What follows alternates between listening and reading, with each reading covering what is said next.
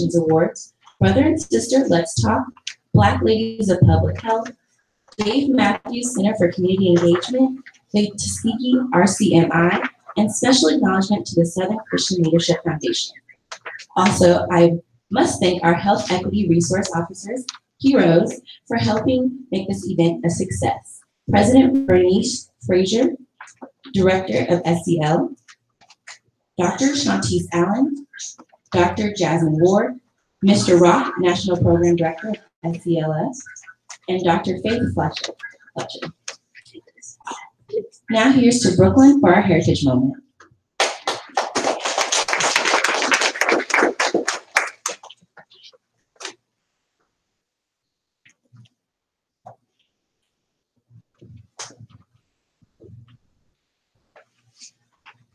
Good afternoon, everyone. Good afternoon. So today, for our Heritage Moment, I'll be speaking to you all shortly about Amelia Boynton Robinson, a leader, pioneer, activist. Amelia Boynton Robinson was known as a matriarch of the Civil Rights Movement. Born in Savannah, Georgia, to a building contractor and dressmaker, Ms. Robinson knew that she was set apart from the masses, and her purpose in life was to fight for what she believed in. As a 1927 graduate of Tuskegee Institute, she worked as a teacher as well as an agent for the U.S. Department of Agriculture. Some of her early activism includes co-establishing the Dallas County Voters League, as well as coordinating voter registration drives in Selma, Alabama from 1930 to 1950. She worked tirelessly for our right to vote and remained steadfast in making strides to improve the life of African Americans. At the height of the Civil Rights Movement, Robinson ran for a seat in Congress, African American woman, to do so. While working to secure suffrage in Selma, Ms. Robinson partnered with Martin Luther King Jr. and the Southern Christian Leadership Conference to further promote the cause, and soon the SCLC set up headquarters in Robinson's home. Here they planned for the march from Selma to Montgomery to occur on March 7, 1965. Over 600 protesters participated in this march, infamously known as Bloody Sunday. Upon reaching the Edmund Pettus Bridge in Selma, protesters were met with policemen who attacked them with billy clubs and tear gas. Many people were injured, and 17 marchers were hospitalized, including Robinson. A newspaper photo of her lying bloody and beaten drew national attention. Bloody Sunday ultimately led to President Lyndon B. Johnson to sign the Voting Rights Act on August 6, 1965. In her later years, she returned home to Tuskegee. In 1990, she was awarded the Martin Luther King Medal of Freedom. Also, in 2015, she celebrated the 50th commemoration of Bloody Sunday by marching across the Edmund Pettus Bridge while holding the hand of Barack Obama. We truly should aspire to pattern our lives after Ms. Robinson, a leader, a pioneer, and an activist. Thank you.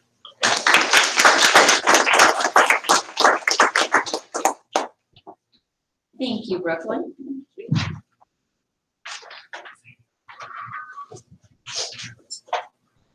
Now I would like to introduce our special guests, Dr. Jewel Dixon and Kiana Strickland.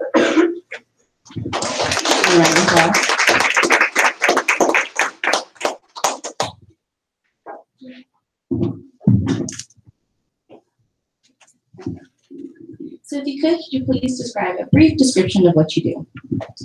Hello, everyone. I'm Kiana Strickland. I'm a junior biology pre-medicine major at Tuskegee University. I'm from Roanoke, Alabama, but I currently stay in Columbus, Georgia. I currently serve as in the Student Government Association. I was recently elected as the Student Government Association president for the next academic year. My goal is to become a doctor. Right now, anesthesiologist, but I'm looking at other options as well. And my ultimate goal is to open up rural healthcare facilities in rural Alabama, especially in underserved areas like the African American community. Good afternoon, I'm Jewel Dixon. I am an associate professor at Alabama State. in the Department of Occupational Therapy. I'm a native of Birmingham, Alabama, and I'm a Tuskegee undergrad graduate, so hey Tuskegee. My primary role in academia is community-based occupational therapy. So I have the opportunity to work with women that are incarcerated, as well as some community-based programs. And also I do a project where we go to Uganda every summer to work with some children that have disabilities. So a lot of what I do in occupational therapy is more wellness and community-based. But I'm so excited to be here. So thank you. Thank you. African American women tend to be the social and economic backbone of the Black community. They are consistently more proactive in maintaining the community. They tend to be the primary breadwinners and earners of their families. Also, they hold an increasingly larger percentage of leadership positions in African American institutions such as churches, finance, politics, and law. They already hold more leadership positions in healthcare and academia among African Americans. With this in mind, this question has two parts. Should we be concerned with the ever-increasing social and economic gap between Black men and women? I think yes, we should be concerned, but I also want to say, is it a perceived gap or an actual gap? So there are some key areas where we see African American women racing. Education is one, healthcare is one. For the other areas in our Christian communities and religion, we don't see as many women leading. But any kind of gap in the community means there's it's going to affect the family. So my main concern would be, how is any gap going to affect the family unit?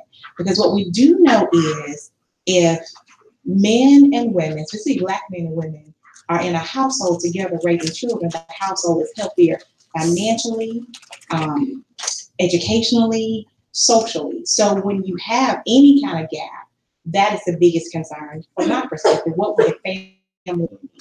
So whether it's perceived or actual, I think that's the biggest concern for me. I'm gonna have to agree as well, and I think I'll be looking at it with a more collegiate outlook. I think personally there is a gap. Looking at the students at the university, you have so many women who are in leadership positions who strive really hard to be those, those top students on campus. I'm sitting here thinking about my e-board who has 8 women right now and 3 guys. And I just believe that there's a lack of motivation. And I feel like students come to the university to find out who they are. And we need to be those mentors. And if those guys the guys don't have those mentors, then who do they have?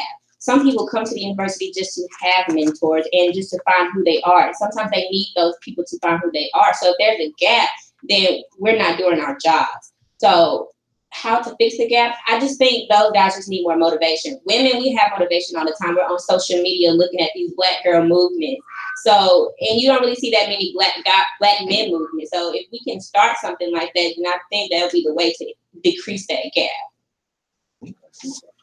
And the second part of this question is, how does the gap impact social, economic, and health disparities in the Black community? I think a little bit of what she mentioned, I definitely agree with. When you see a situation where you're on a race, let's say it's an educational race, and I'm getting my undergrad degree, and I'm looking who's next to me. And if the only people running with me are women, that means when I choose my mate or how I'm going to move forward, I have a smaller pool to choose from. And so what we are seeing is that women are graduating with degrees at a higher rate. So if I'm pulling from that pool of people, that's going to change who I choose to marry. And it's going to change the economics of my family. So if both of us have degrees and have their professional position, our family's going to look a little different than if that is different. But I also feel like there are men out there shaping our community. And are we highlighting those doing the right thing, really out there excelling, really involved? Because we go where we see people. So when you chose where you were going to go to college, if on the brochure you didn't see any brown faces, you might not have picked that place. Because it looked like, well, I might not be there. Well, are we highlighting men that are doing exceptional things in our community, that are leading, that are mentoring? So if that's what I see, I know it's there and I want to get more involved with it. If what we're highlighting a lot, what I see is loss and pain and those kind of things associated with Black males, maybe that's all they're seeing as well. So I think we have to kind of look at it from both perspectives. Yes, there is a gap, but is it as big as we think it is, or is it just magnified for what we see on the Dr. Dixon really hit on a lot of things. Can you repeat the question one more time? Yeah. Let me make sure. How does this gap impact social, economic, and health disparities in the Black community? I'm thinking about it as what I want to focus my career on, which is in medicine. And a lot of my family members now, for some reason, already see me as a doctor, and they'll come ask me questions. Some of the kids will ask me, what can I do to be a doctor as well?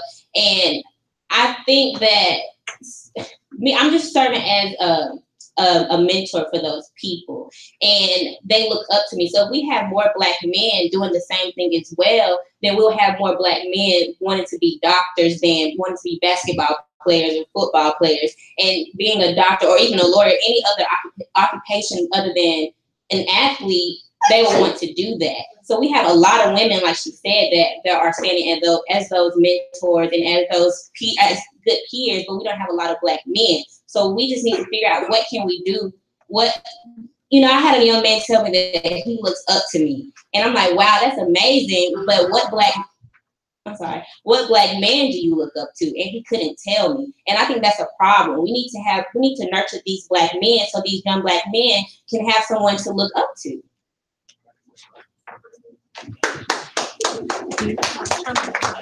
I just want to encourage that this is a discussion. So if you guys have any questions about this question or comments, you guys are definitely able to raise your hand and we can click on it. Yes, ma'am, in the back.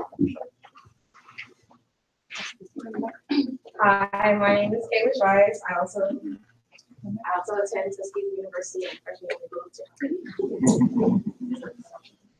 Hello. My name is Kayla Trice. I also attend Tuskegee University and I am a freshman. I just wanted to comment about the gap. There is a physical gap. More people may perceive the gap to be bigger than it is, but there is a physical gap, especially in wages. Like we all know that women make more on average than men in the United States, but Black men make more than Black women in the United States. So there is a gap there. I'm not sure how to fix it. It's just by raising awareness, because a lot of people don't know that they're being paid less. And obviously this may impact the family financially, especially if the father may not be working and the mother is earning the wages. They're going to make less because Black women make less than Black men in this country. Well, I'll just add to that.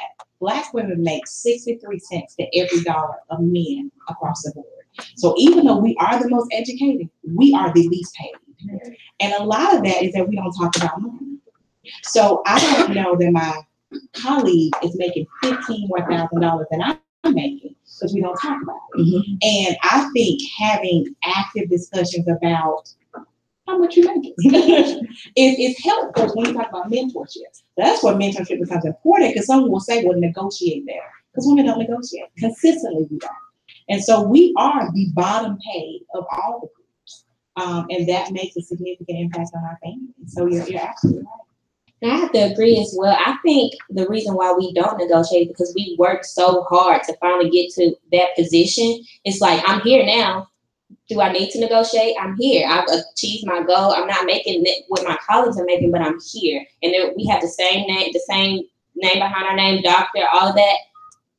I guess we just feel like we don't need to continue to negotiate. Thank you. Thank you.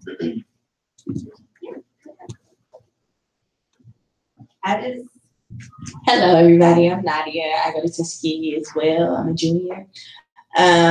One of the big problems is media that we have now, simply because of the use of it. And as long as we're back, it's not only Black men, it's Black women as well. If you utilize media the correct way and not use it to highlight basketball players or highlight anything other than that, then they'll be able to see that, because you see that younger generations are responding to the media way more. So it's all about how you utilize that. And then once we can start pushing more positive images of Black men being lawyers, being doctors, then that's when you'll start to see a change, because you just have to read your audience, and your audience is responding to media. So you just utilize it based on that.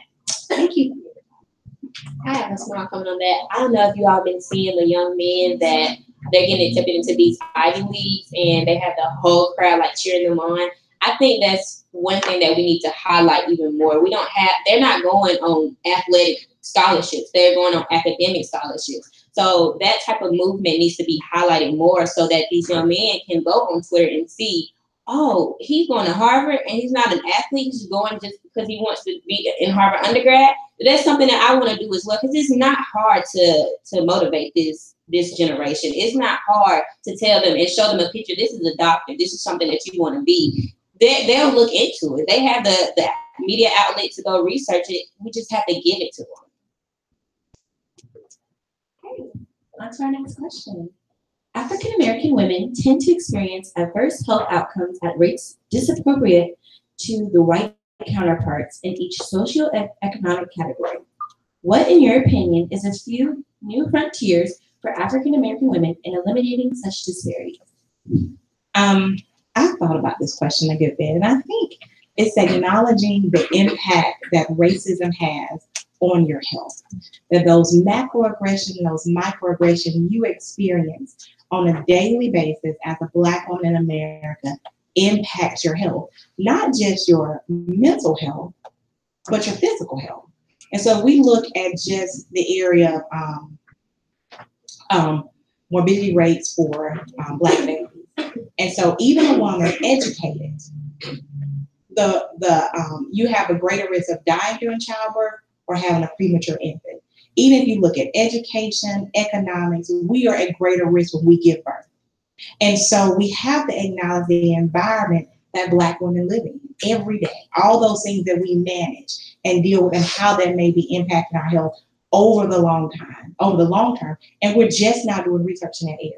So I think just acknowledging the toll that living in America, especially during these times, has on your mental and physical health, and really investing resource dollars and research dollars into combating those things, but also how can we be as well as we can be. Like events like this focus on wellness. How are we living our very best lives, even within this context? But to me, when I think about a health disparity like that, I have to acknowledge those things that they don't ask you when you go to the doctor. They look at blood pressure, they look at glucose levels, they look at other things, but they don't look at the social aspect that you're being impacted by. And I think that is having a big impact on the overall health of Black women. I think the new frontier will be education, because 2-3 years ago, I didn't know anything about health disparities within the African American community. You could ask me and I couldn't tell you anything. But it was actually a white male doctor who introduced that to me. He was explaining how Black women are more likely to die of breast cancer than of white women. And I just sat down and I started researching all these health disparities. And I'm like, wow, I didn't know anything about this. And if I didn't know, then I know my peers don't know as well. So me educating myself and giving that information to my peers is going to be a great frontier so that people will know. People don't know that you're in where you live, your environment, who you surround yourself with affects your health, you mentally, physically, all of that. So if you educate yourself and you sit down and do the research like I did, then we'll be able to start a movement so that everyone is educated of the health disparities that African American women face. Do you have any questions? Oh, go ahead.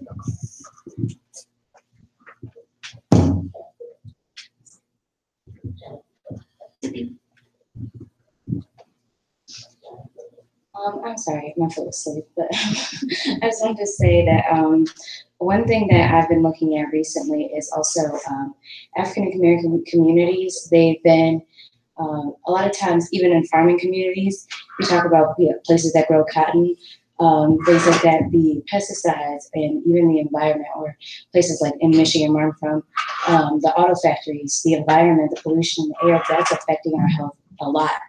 And when you talk about places like in South Carolina where there's a lot of cotton, the pesticides from the cotton are getting into the water, and it's causing problems like with women that are having babies and things like that. So it's a lot of even just like when you look at policy and legislation being passed in our communities, that's affecting our health. So a political science major, I'm sorry, but I pay attention to a lot of stuff like that, just finding the connections there. So it's a lot of things that we're not aware of that are affecting us. So just wanted to give my 2 cents. Thank you.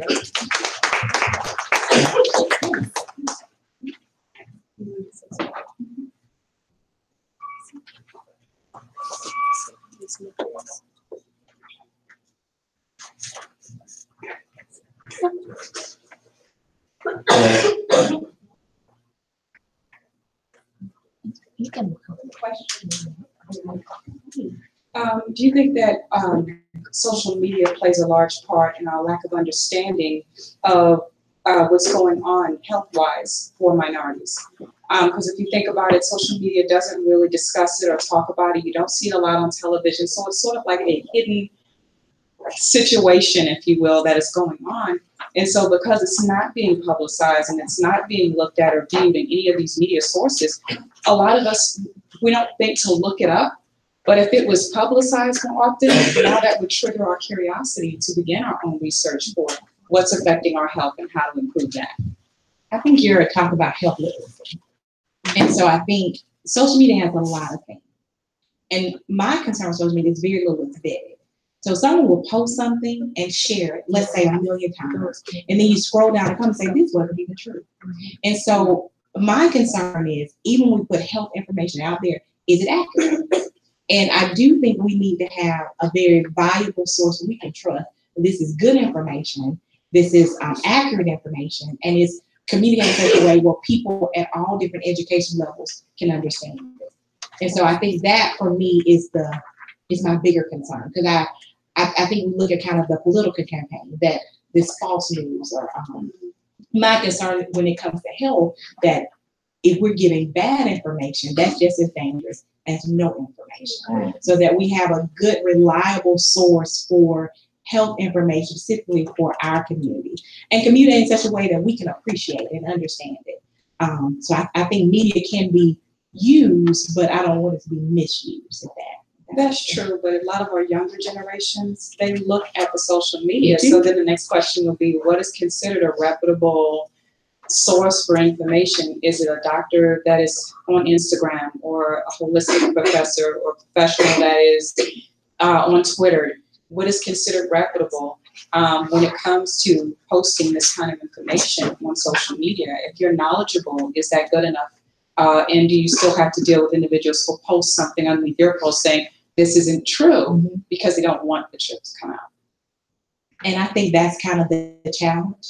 I vet information. So even if I read something on WebMD, I always look at the article that it came from. So WebMD is just kind of watered down health information. So I want to look, okay, what article did this come from? And then how good was that article? You know, what was the sample size? So I do think we need a place, and maybe you're that person, that we have well vetted information. So I look for OT information. I go to the American Occupational Therapy Association.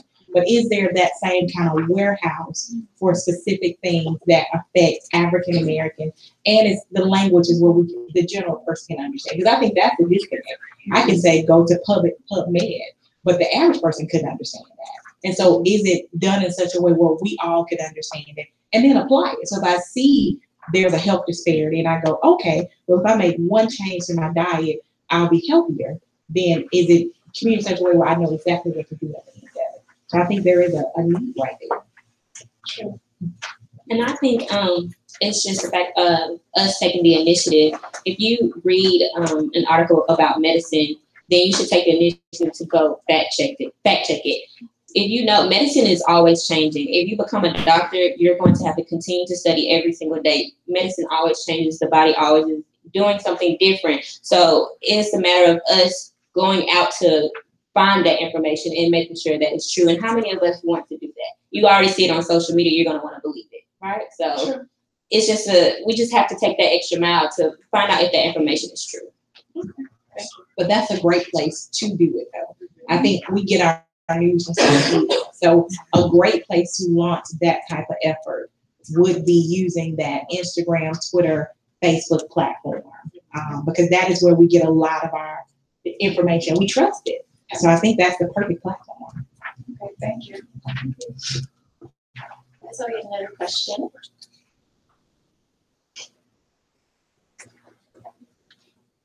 Okay, this topic is very interesting to me. dumping sites. Companies, and as we see with Flint, Michigan, governments are willing or more willing to put dangerous or hazardous materials into Black communities or predominantly Black communities. And a lot of Black people just don't think about it. So I live in DeKalb County, Georgia, and on my side of the county, which is the Black side, we have several landfills next to schools and next to my house. And I just thought growing up, that's normal. But when I go to the white sides and they're all clean and it don't smell like trash all the time, I'm like, okay, so what's going on? So what do you think we as a community can do to bring light to not only ourselves, but to the rest of the country to let them know that this isn't okay? I'm gonna put the ball back in your court. I think the reason you elect city council, county commission, and your new mayor named Keisha is to protect your interests. And so if that is not happening, you need people in office that are doing that. And not that that's 100% foolproof, but that's where I will kind of, or do you want to run for office? Do you need to be on the city council or the neighborhood association or the county commission? Or should you be the next mayor of Atlanta?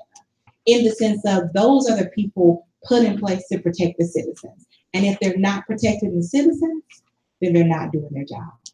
So that's the beauty of the political process in America. You vote in the people that are looking out for you. And demographically, it should work for DeKalb. If the people representing you aren't paying attention to those issues, you all should vote in the people that are. And it may take someone like you saying this is an issue, because you get used to the status quo. There's this place called Village Creek in Birmingham, and we knew it smelled funny, but it was just a part of the community. And so sometimes it takes someone saying this is not normal, this shouldn't be the way it is, and what are we going to do about it? But your elected officials should be protecting you. And if they're not, they shouldn't be elected officials. Thank you. Do we have any more questions from the audience? Comments? I do have a question. And Dr. Dixon brought this up earlier, and she talked about some of the stress and the trauma that African-American women oftentimes experience, specifically in urban areas. We have, in a lot of urban areas around the country, lots of crime. We have different economic situations. And it seems as if Black women have to shoulder an unfair burden in that.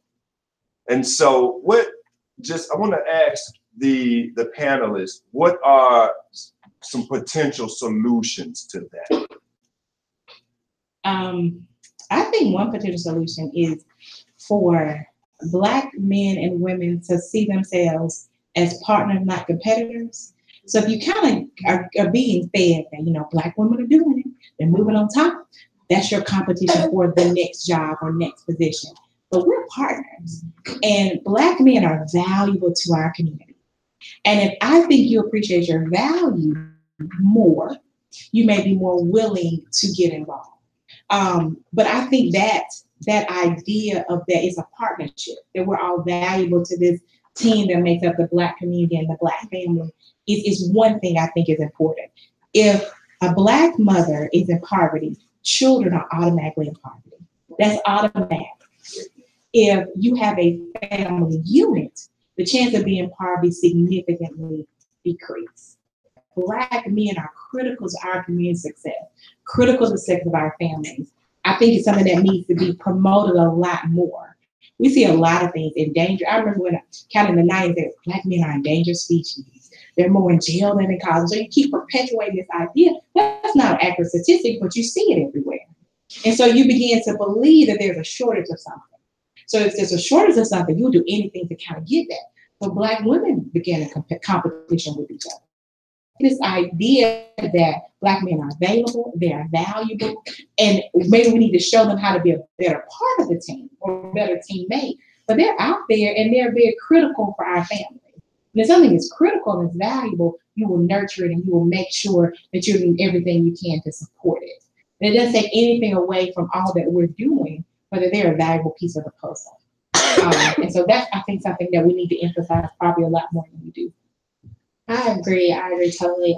I just the other day I read an article where they were saying single moms raise the best athletes, and I feel like if we can idolize that Black couples raise the best athletes, then we won't have that issue anymore. And just work together as a team. I grew up in a single parent home. My mom, she raised us very well, but at the same time, it does have an effect on you. Yes, these people are successful, but there are internal issues that you don't see within them. So having a full family, like your mother and your father, having that, I feel like it makes the child better. It makes the child, strive more, have more motivation. You don't have that many internal issues, Dr. Dixon. I'm just going to add one thing to that. You want two healthy people. You just don't want two people in the room.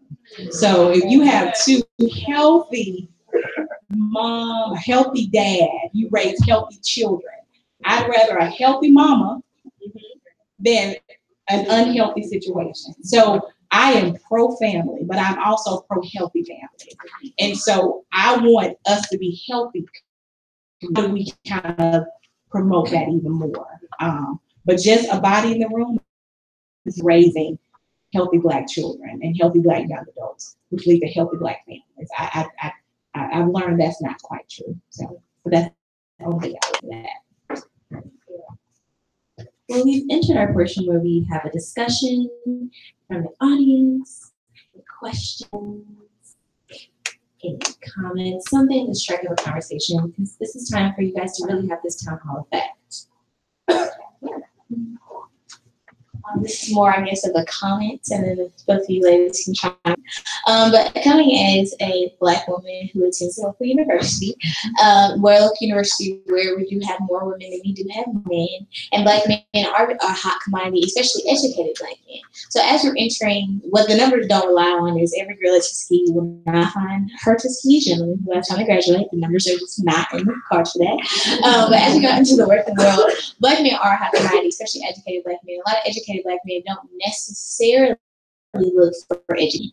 So as a Black woman who's looking for educated Black men in this world, it's like my choices are limited, especially in Southern University. So I guess that's a comment I can say more so than a question. If you'd like to chime in, any tips, tricks outside of going to church. Both of you guys can, Can I say I love your transparency? Now, I am a Tuskegee alum, and I think we all thought we'd meet and marry Tuskegee. Right. I think, I don't know if they put that in the brochure now, but. My mom is an alum, and she married my dad, so I've been here for years. So that is a real thing when you come on this campus. So I'm gonna maybe give you an opportunity to think about things differently. When you go into the world of work, when you say educated Black man, or do you mean a goal-oriented Black man? So let's say you meet a man that is trained to be a plumber, and he owns his own business, and he may make more than you do. He's goal-oriented, he goes to church, he cares about his community, but he doesn't have a degree like yours, which will allow him to be a candidate for your attention. So I'm going to say you have to define for yourself what's most important, but character will trump a degree any day. So you decide for you what's most important. Is it I want someone educated like they are cosmopolitan, know about the world, they want to travel, or do I mean I want someone whose degree? They have multiple degrees because I have multiple degrees. And I'm not saying that's not important. I am saying you want to be sure that what you're looking for is really what you're looking for. Right. Because there's some guys on this campus, they're not gold oriented, they're just here. Right. So make sure you know what you're really looking for. And it may be on Tuskegee campus, but it may be once you go back home to your neighborhood or once you start working. I'm just saying kind of maybe cast a broader net. Right. And I think you may very well have that beautiful Black family you envision for yourself. And I wish someone had told me that maybe 15 years ago. I'm gonna be honest. So I think you have to kind of look broad. Right.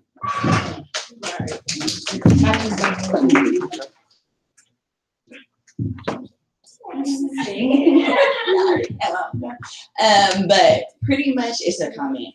it's really you starting off with just knowing yourselves, and you have to be willing to really get deep down within your truths and knowing who you really are before you can actually go out and search for a man that you want. And he has to be doing the same thing as well. So say you find somebody that you think that you might be interested in, but if you don't know all of your strengths and your weaknesses when it comes to relationships, jobs, anything that you want, then how could you ever imagine being successful in a relationship or your job or anything like that? So it's really just you taking the initiative to really get deep down and know yourself fully and thoroughly. Then you go out and you step out, and hopefully you can encourage your guy or whoever your candidates are to do the same.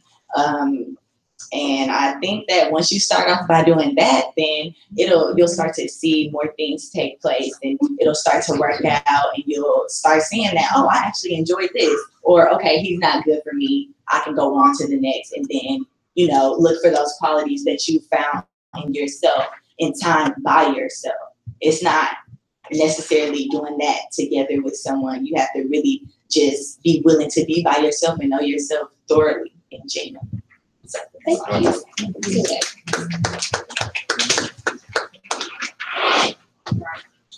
Hello everyone, I'm Moss, graduating senior. So I just wanted to talk about, like, a lot of times, a lot of my friends at Tuskegee, they like their family structure is kind of like jacked up. Like, they don't really see the value in relationships. But being from where I'm from, like, I'm from Cali, my dad's a bus driver, my mom's a teacher.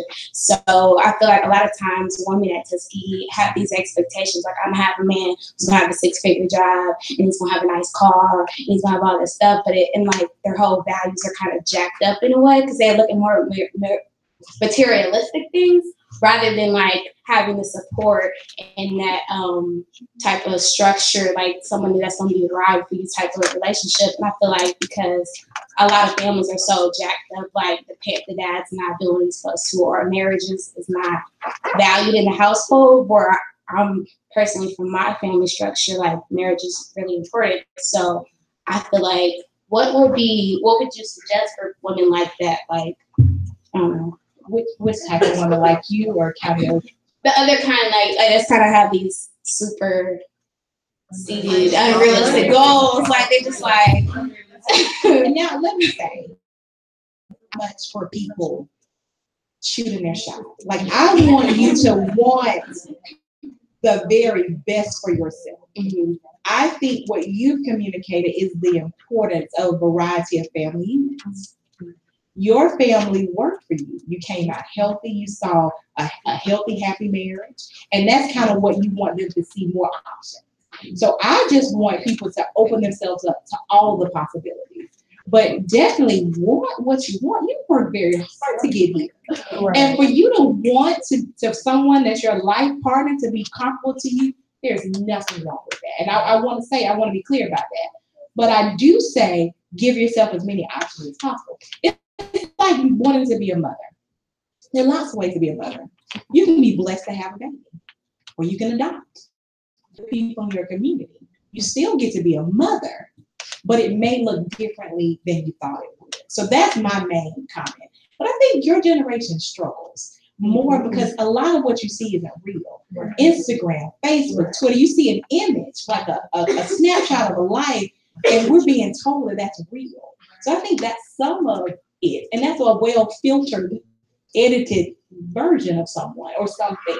So I think having healthy images of Black families that are constantly being put before you gives you more examples and more options. Because maybe you didn't come from a 2-parent background. It may not be jacked up, but it just may not be traditional. Yeah. It may not be traditional. Yeah. And so the more you see images of healthy Black families, the more you go, okay, we can look like this, but it also can look like this. It can look like that. The more options you have, the more you feel like you can attain it. I think only having one version, for us, that one version was Heathcliff and Claire. Mm-hmm. We grew up wanting to have that Cosby family. He's going to be a doctor. You're going to be a lawyer. You're going to have this beautiful brownstone in New York City and make probably $500,000 and raise your family. And for some people that happened, but for many people it didn't. But that was kind of what we were fed to every Thursday night for 6 years. We were told that's what you're gonna have. That's what success looks like. But now we have a range of images, and I think we need to kind of look at a more variety of things to kind of set our goals for ourselves. Yeah, I think I didn't have like I'm not saying my family's jacked up, but we had a lot of challenges. Like my dad, he's been in and out of jail. He's been on drugs for a really long time, and that made me want like I don't want this for my children. I don't want this for my family. And that made like my options. I'm like, okay, when I marry somebody, I definitely don't want him to be like my dad. You have a lot of women that say, I want to marry somebody like my father. No, I want to marry somebody that's better than my father. If he's a lawyer, doctor, that's what I'm shooting for. If he just so happens to be an athlete, that's what I'm shooting for. And that may be what those young women that you say are your friends are experiencing. They never got that nurturing from their father. So they may be looking for more that they didn't get because I didn't get that. So I'm looking for everything that I didn't receive. So, don't knock them because, they have these expectations and these big ambitions for those men, but just try to understand where they're coming from, what type of household grew up in. Oh, well, just a clarification, like, I'm not trying to knock you, I say jack to the family. It's like, okay, so my dad, he was in jail and he died in jail. So, like, my stepdad is what I'm talking about when I say about my dad. So, just to clarify, I'm not confused. Thank you.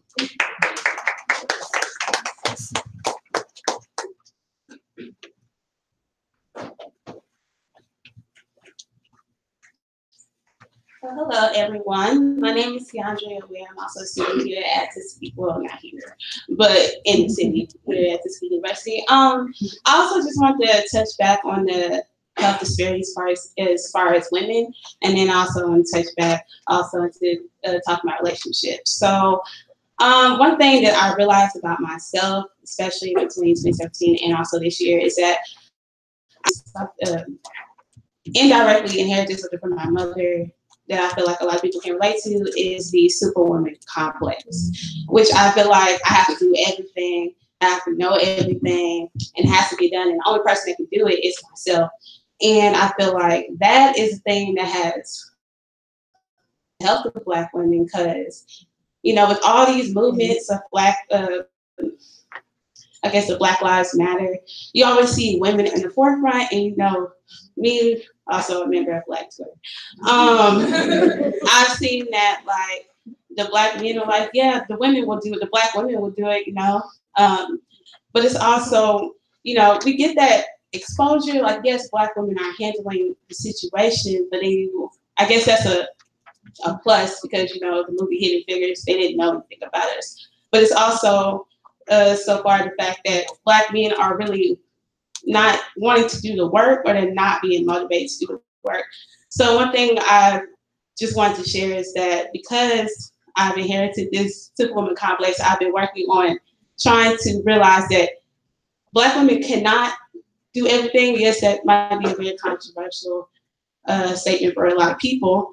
We need to accept where we do fall short in and be able to be vulnerable and transparent with the situation so that when we do get into these relationships and we do get into relationships, whether it's romantic or platonic, we understand where we can pull the Black men from and also inspire them because I'm from Dallas, Texas, and a lot of people that I know that I was high school with, they all they went on basketball scholarships and things like that. And not to knock anyone down that's, into sports or anything like that. But coming to Tuskegee, I was able to see a lot of Black men here who are into being engineers and being political activists. So I think what we do is more so uplift the Black men, but don't forget that Black women were the reason they're here. But don't shadow them out. Don't, try to make them feel less than because we are.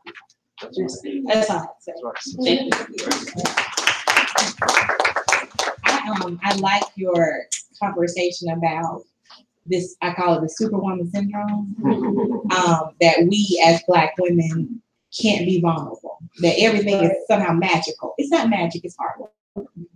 And so a lot of the day-to-day operations, because I separate service and leadership. What I see often in the Black church is women doing a lot of service, but not a lot of leadership. Because when I look at who's at the front on Sunday, it doesn't look like me. Or who's in the back getting communion together, counting money, making sure all those other things that make a church service happen, those happen to be women. And we kind of naturally want to serve, and we'll also lead and do lead very well. But I think we have to, I think it's a partnership, not a competition. So I want everyone to kind of do their part. So I don't have to be super. You don't have to feel like there's not a spot for you. We can kind of come together and things are much more successful. But yes, I agree with that whole superwoman syndrome. I too. My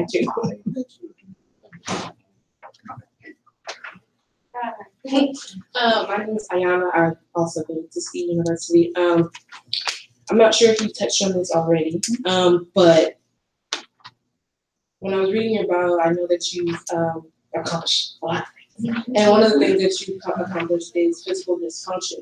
And so my question or comment is that I feel like there are multiple types of physical dysfunction. And with that being said, and you also being alumni, do you feel that you see the same dysfunction that you've seen then into now? Because I feel like we've been so focused on, I guess, present that we forget about the future, and that we, in present time, that we need to do things now in order to secure our future. And even as Black women, Black men, every race, but especially Tuskegee, that we need to focus on things that we can do now as far as being sustainable in every single way, to talk about things, do projects that we do together, that we could, actually do something for the future. Because I feel like we're too stagnant right now. We're kind of being asleep, even though that we woke on some topics, but we're not actually woke on the things that are right here in our faces. And that's kind of something I want to change. Well, it sounds like to me you're a visionary. Absolutely. And so we need, but we need all kinds of people on the team. Right. So you need people that are great at the vision, but you also need people that are great at implementing things. So I think you're right on, even though my background is more physical science from a hospital perspective. So working as an occupational therapist. But I do think your concerns are very valid, that we do need to be thinking ahead. So yes, we think about health disparities today. We're looking down the road with this exponential technology. What are we thinking about as far as future needs for our community? So you are the perfect person for that. So I'm gonna pass it back to you. You're at Tuskegee, and it's been 20 years since I was at Tuskegee, almost to the day. And some things look very similar, different. And what has made that change has been progressive students like yourself. And so if you are the visionary, just align yourself well with people that are good at implementing the vision. Because you probably got about 50 things you think we could change right now at Tuskegee. What year are you? Okay, so you got 2 years. So say 3 things I want to be given about Tuskegee before I go. Just 3 things. Because I believe you should leave a place better than you found. So if there are 3 things you could do to make Tuskegee better before you leave in 2020, then I think that might be your calling and why you were put here. There are some things that are great about Mother Tuskegee, Mama. But there's some things that really do need to be better. And I think it's students like you that make that happen. And it filters onto the community. So when Tuskegee is healthiest, the community is healthy. So I think there it's intricately mixed together. But I will 3 things. I'm gonna follow up.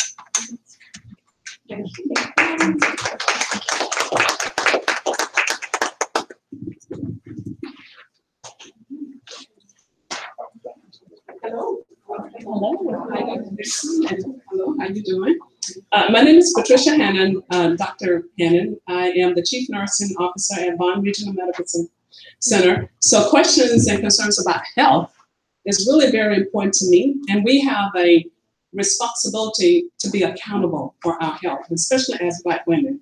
So I have a comment and then I have a question. Well, the thing about the health, number one, is that we as Black women, we are, we're the first one to die from heart disease.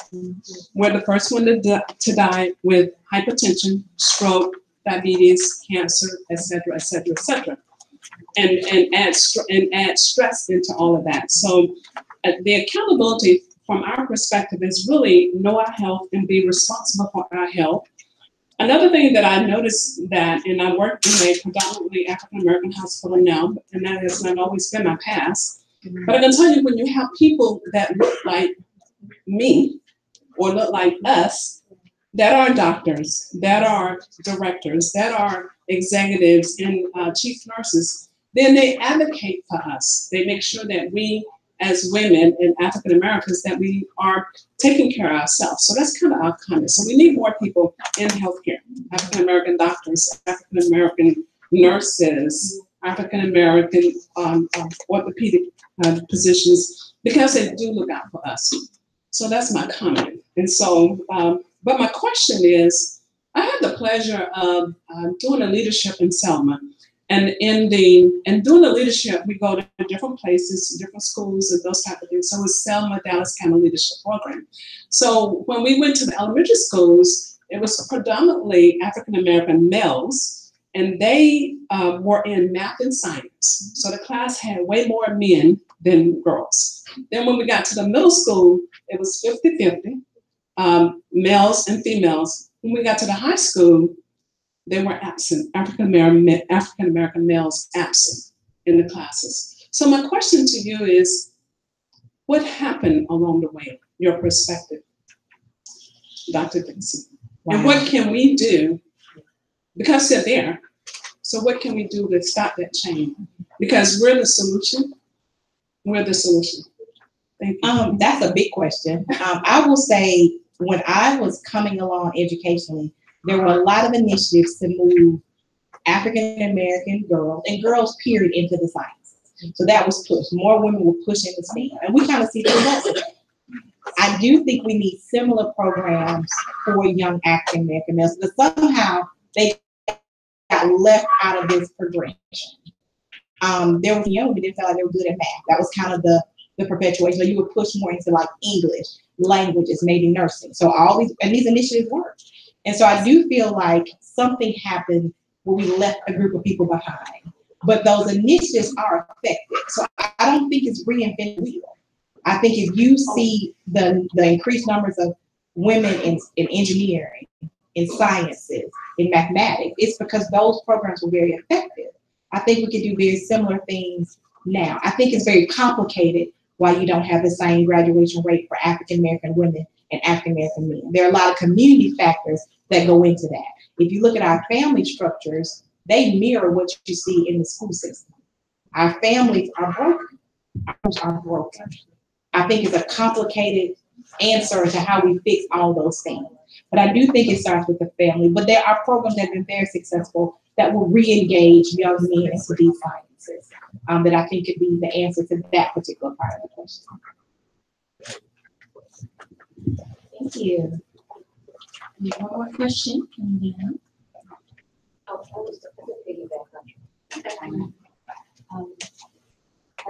One thing, I also volunteer at TPS, Tuskegee Public, and I'm with the young kids a lot. And I also remember growing up, I have a brother, I just to let you know, Wesley Whitner, and we're like 11 months apart.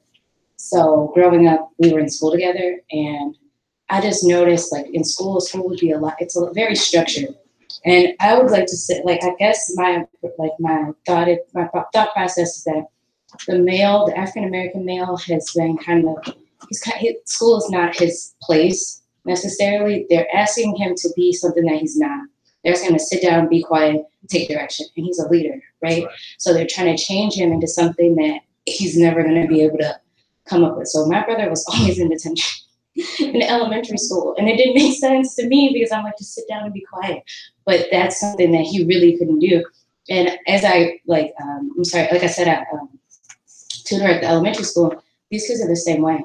We're asking the boys to sit down and do this, and they're looking at me like, "Are you serious? Like, that's not in me to do something that I'm not trying. Like, that's not that they can't learn in any way. They can. They're just as smart, just as brilliant. They can do the math, but they can do the math in 5 minutes, and they want to play because they're mind. So the school system that we've allowed to teach our kids is basically hurting our kids because it's taking away that creativity and that leadership, and it's turning them into robots, or people that they're not. It's just not for us. So with that being said, I think that once we start there, when we start actually adjusting the schools to our children and taking advantage of taking the education and teaching our children the way we're supposed to, and that we should have been this whole time, it will help that graduation rate. Because, he was able to make it with me, thank goodness, here, but it was a lot. So, and the things that we went through, I mean, a lot of people I could see where there's a disconnect, you know? So being able to identify that and then where do we go from here? Definitely, like I volunteer, I make sure I'm there. So anytime that, anything that I can help with the curriculum, if you guys are getting too rowdy, come on, let's go do some type of activity to help them better engage. So any way that we can do the change, that's how we have to start. And that'll really, I think, definitely help increase that graduation rate to getting to where it's supposed to be and helping our communities. So we're gonna end up, we're gonna wrap it up, but first we're gonna administer our post survey, which we would love for you guys to pass or to fill out and return to either, I think it's Mr. Rock will accept those. But do you two have any closing remarks you want to say? Just briefly, thank you for this opportunity to have this discussion. I think there were a lot of questions within questions here, but just continue this conversation. I don't think it's a one-size-fits-all answer to our community, but having the conversation and committing to doing something. So just like I challenged that young lady to do 3 things that make us see you better before you leave, I think you all should maybe commit to doing one thing you would think that would re-engage our communities, because you know, a conversation without action is just another conversation. So really take an opportunity to come with some action steps on how we can improve our community. So thank you. Okay, so if Ms. Frazier is here, okay, so she's not here today. Okay, not right now, but here's Dr. Hannon. Yes, just to follow up on Dr. Dixon, it is really important that communities make the change. You know, it's not going to be someone over in the White House or anywhere else. Change occurs within. I mean, it is us having these discussions, talking about what we can do, not necessarily what are the obstacles, because we all have obstacles. All of us can come from intact, healthy families, but that does not mean that you can't be a healthy person contributing to the community and that you can't break that chain and then have healthy families from that point forward. And your family consists of more than just the people in your household. That is everyone in your school, in your colleges, in your neighborhood, the person down the street, the man that goes to work every day without a degree. It is someone that you can look up to and really use him as a role model. So community consists of more than just, like I say, the people that's in your family.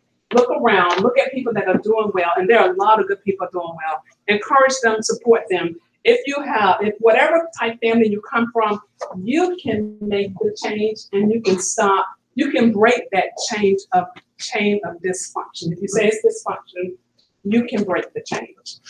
That's right. The chain and make a function. I just want to say thank you so much for the community coalitions. I can tell you, you have to come together and identify what are the issues. Once you identify what the issues are, then you can make change. So I just want to say thank you to SCL for doing that, being able to send the forum up for people to come and identify the issues, and then from there, from everyone else working on them. Thank you. Thank you. If I can just touch on something real quick, I wanted to say that we here as Tuskegee students, we are all leaders. There are a lot of people who came before us who made strides that we're still benefiting from today. But we can't look back and say, well, Booker T. Washington did that, and George Washington Carver did that, and we're gonna go off of that. We need to be the next leaders and step up and challenge ourselves. I attended Tuskegee back in 2010. I was out here for some years. I kind of grouped off and really took advantage of the opportunity that's out here, of the community and the unity that's out here. So I really just want to encourage all of you to let you guys know that you're leaders. And we're at a school that a lot of people don't get that opportunity to, to be around and be involved. A lot of people complain, there's things that we love that we don't like about Tuskegee, and we love about Tuskegee, but the bottom line is we have the power to change that. And we have the power to change the world, because that's what Tuskegee is.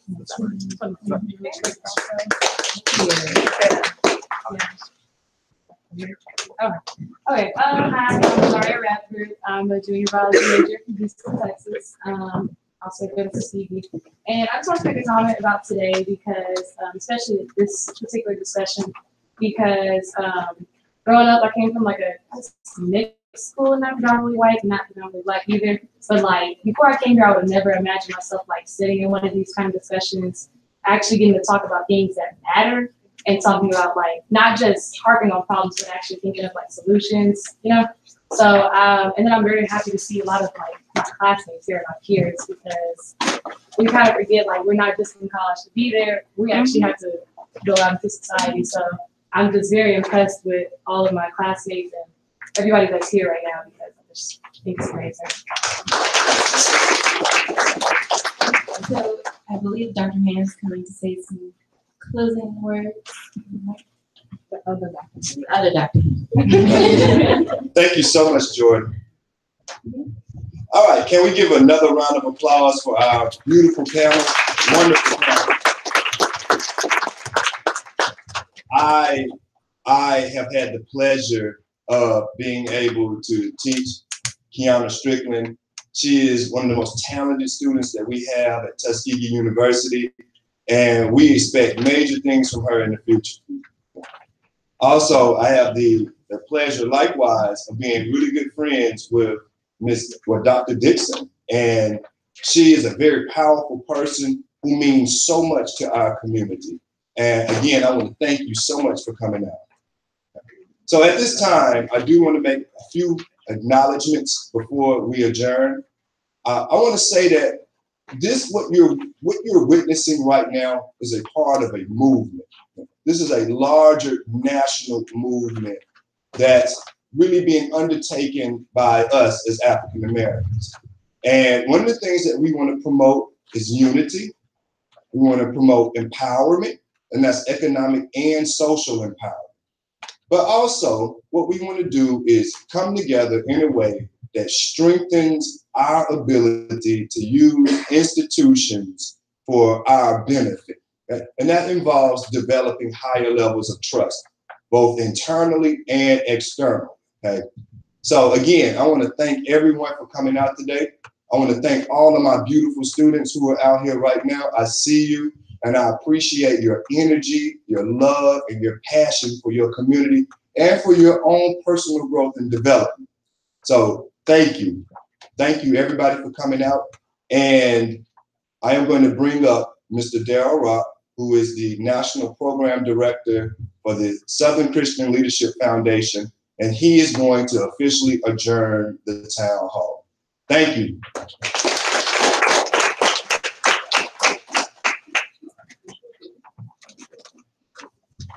Good afternoon again to those of you that I haven't spoke to. Everybody wave.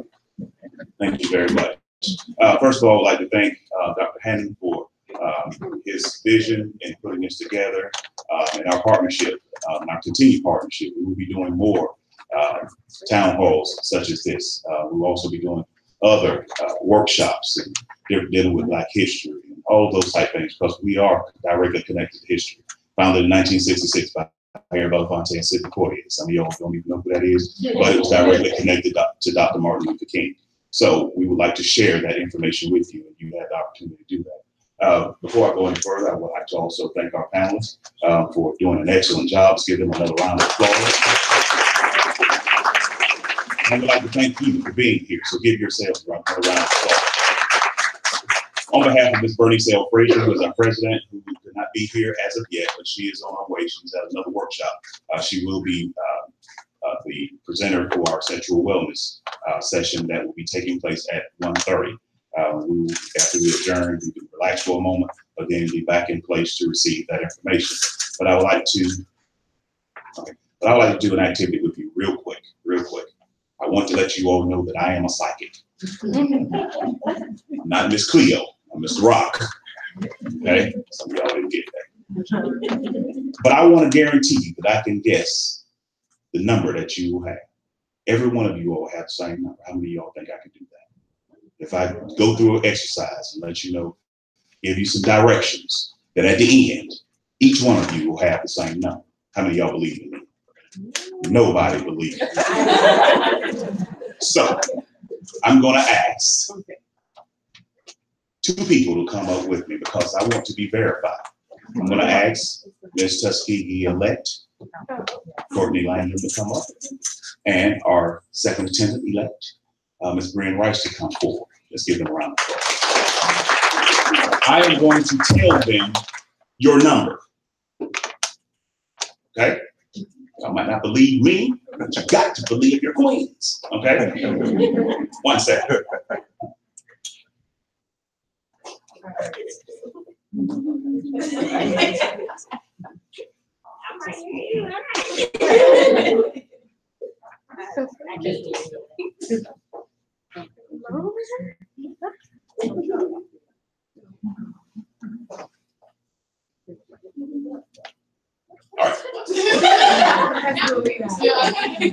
So, I need everybody to pick a number. Don't tell me. For those of you that were not good at math like me, pick a small number so you can add, subtract, multiply, and all that. But if you're geniuses, pick the big numbers, okay? After you pick your number, I need you to double it. That means add it to itself. I wasn't that smart, I had to learn it later. So if you picked your number, you double it. Y'all ready? Okay, give me a number. 4. No, add 20 to it. Okay. Our number? Okay, so pick the number. You doubled it. Now you're gonna add 20 to it. Please do it on your calculator. That's more verification for me. Okay, you picked your number, you doubled it. Now you add 20 to it. Y'all ready? You sure? You're looking confused. Okay, all right. So I need you to half it.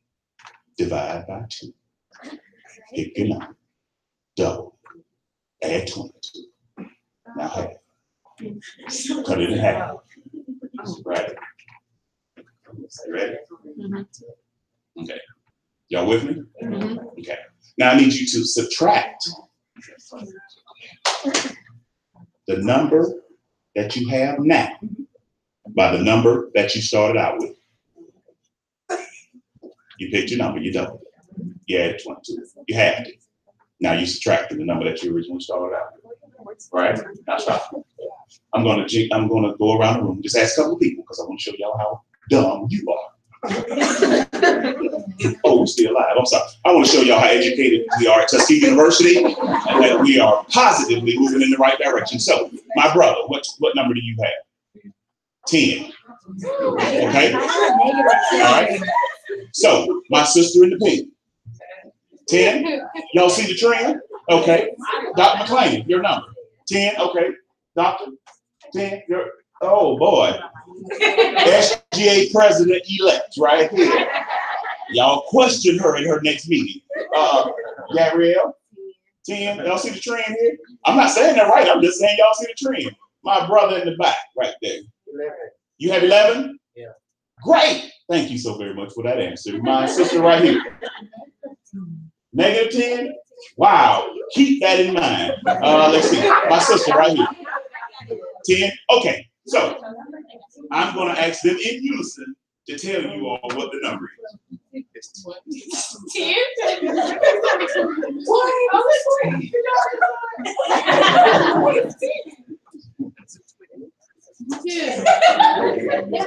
So all of you all that said 10, raise your hand.